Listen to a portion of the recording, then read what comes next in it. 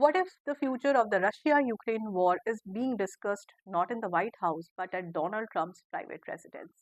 And what if this meeting could change the course of a war that has lasted years? Over this weekend, Ukrainian President Zelensky met US President Donald Trump in Florida, and this meeting is raising serious global questions. This was not just a courtesy visit, this was a strategic conversation at a moment when the Ukraine war has reached a critical stage. Now, Trump claims that peace talks between Russia and Ukraine are closer than ever. According to him, discussions are now in what he calls the final stages.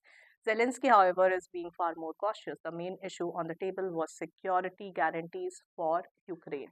Zelensky wants long term protection so that Ukraine is never invaded again. He has reportedly asked for guarantees lasting decades, not just a few years. Now, the US, on the other hand, is discussing a shorter security commitment closer to 10 to 15 years, and this difference matters.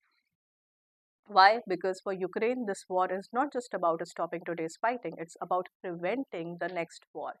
Another sensitive issue discussed was territory. Russia still controls large parts of eastern Ukraine. Trump has hinted that compromises may be needed to end this war. Zelensky has made this clear that Ukraine cannot simply give up land without the consent of its people.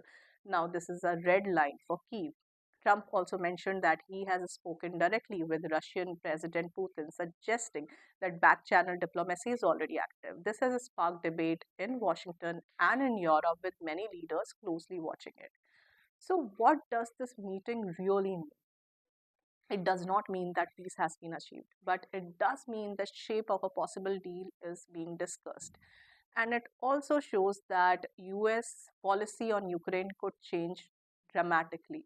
For now, the war continues, but this meeting signals one thing clearly, that diplomacy has entered a new phase, and the decisions made in rooms like this could determine Ukraine's future